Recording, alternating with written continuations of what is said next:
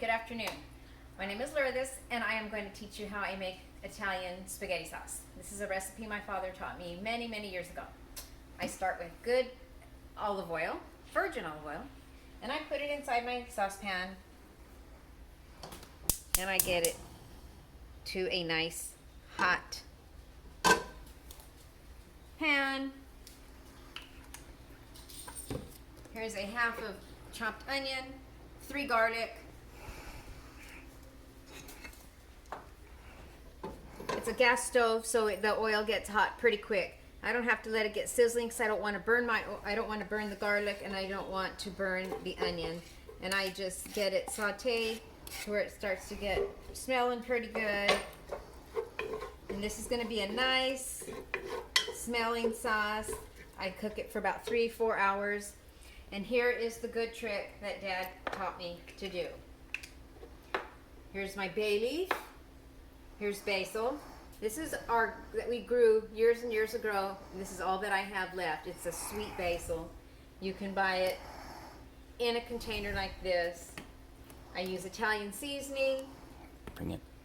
I use a little bit of parsley. I use onion powder. I use garlic powder. I do add some, here's the parsley. I don't know if I said it, but here I do add parsley. Salt and pepper. 4 cans of paste, because I make a lot of sauce. Sauce. Sorry. Here's my sauce. Cans of sauce. I use 4 cans of sauce. I do 2 cans of tomato paste. So if you come and you see right here, this is kind of what I let it do. And here is the nice little trick. As this is sauteing,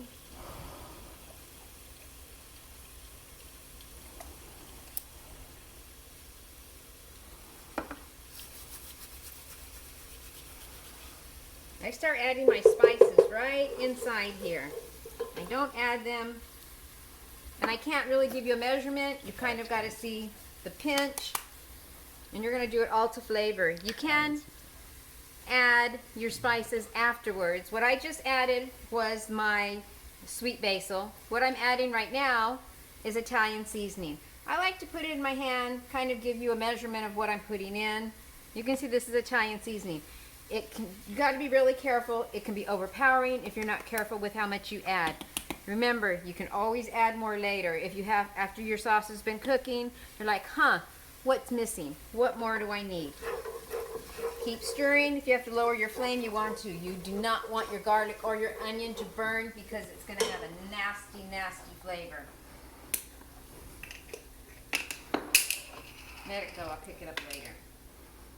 Here's my parsley. And you want to mush them, break them up, because you don't want to be chewing into something that's going to be stemmy, give it a nasty flavor. My garlic powder. Here's my onion powder. All again, it's going to be to flavor and taste. And here's kind of what it's going to look like before I add my paste.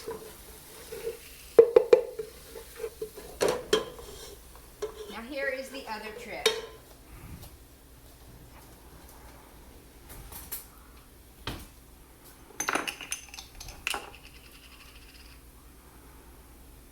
You're going to take your paste out.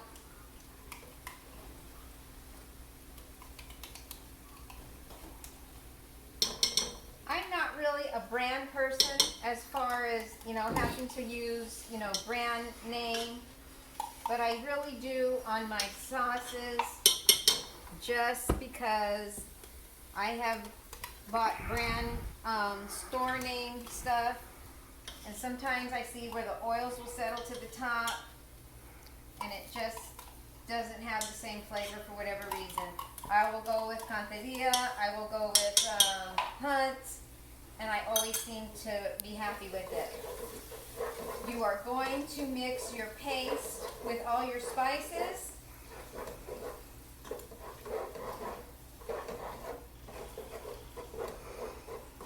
this maybe a minute or two. See what you got right here? Gives it a really good flavor, good smell. You mix this quite good, long enough. Get yourself a good smell in. I wish it was smell-o-vision.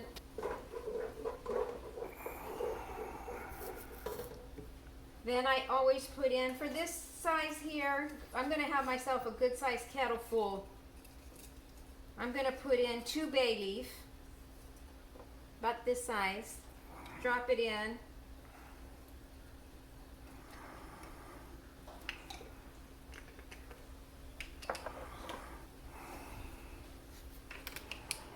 Now I'm going to add my tomato sauce.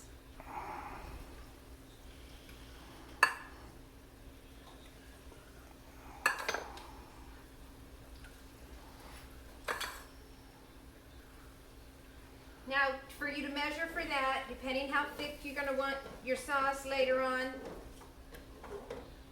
we like ours thick. And I always do ground beef. We are a meat sauce family. But you're going to measure and you're going to think, okay, how much water am I going to put in? And a good way to do it, I always like to do boiling water. So I do 2 cans to get myself a good measure. And this water is very hot and boiling. And then a lot of times then I'll just have to end up topping off. Always wash the top of your cans before you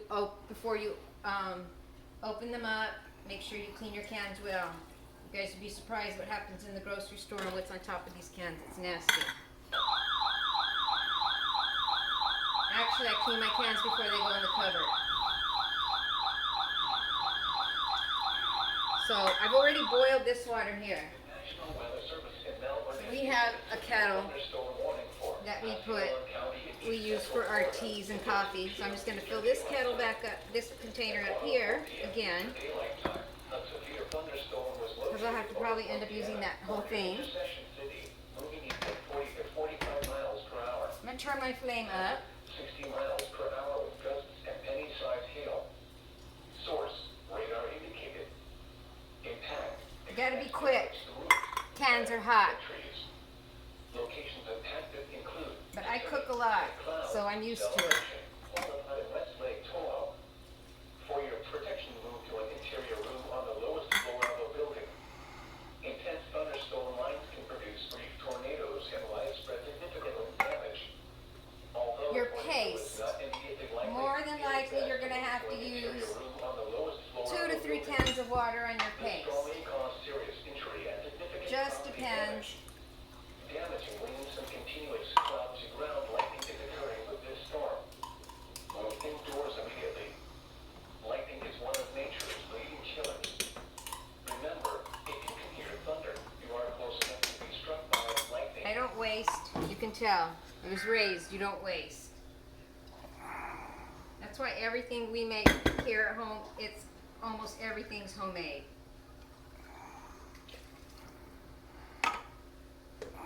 So if you come over here, back to my pasta sauce, you'll see, look at that, looks like it's, oh my God, is it ever gonna thicken up? I'm gonna come back to this in about 2.5 hours, and you're gonna see the texture of my sauce. But now I'm gonna add my salt and pepper.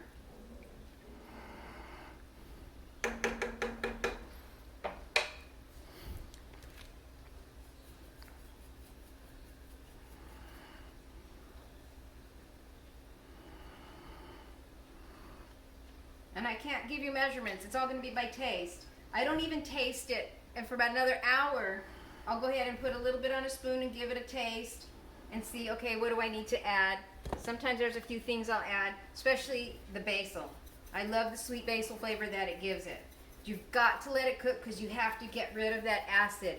Let the acid come to the top. You're going to see. I'm going to come back again. You're going to see the acid on the top. I just let it keep cooking. I don't skim it. I don't throw it away. I stir it, stir it, stir it, and you'll be able to see. Tonight, we're going to be using this pasta here. It's one of our favorites. I'll give you the company name so that you can see who it is that you can order from. And that's about the temperature I'm going to be leaving it at for about 3 hours. Stay tuned. We'll see you in a bit. Hi, welcome back. Of course, you can't make your sauce without a little bit of wine on the side, right? Right. So during the break, I fried up some ground beef, a little bit of salt, a little bit of pepper, onion powder, garlic powder. And I chopped up some fresh mushroom with olive oil, tiny bit of salt, give it some flavor.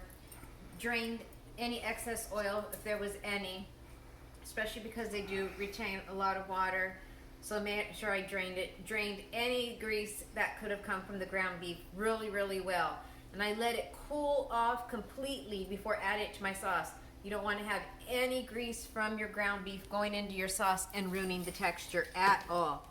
Now this sauce has been cooking for 2.5 hours. Now you see the texture, you see how thick this sauce has become? I'm gonna add my ground beef, I'm gonna add the mushrooms, I'm gonna cook it now for another hour. So I'm gonna add my ground beef.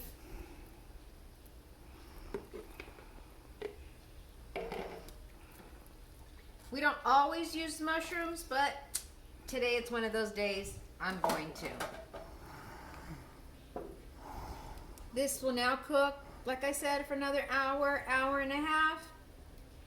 And we will show you the finished product when we eat dinner at about 5:30. More wine. Say, go ahead. We'll show you the finished product about 5:30, and enjoy. And 6 hours later, Okay. it's ready. That's amore. Mangia.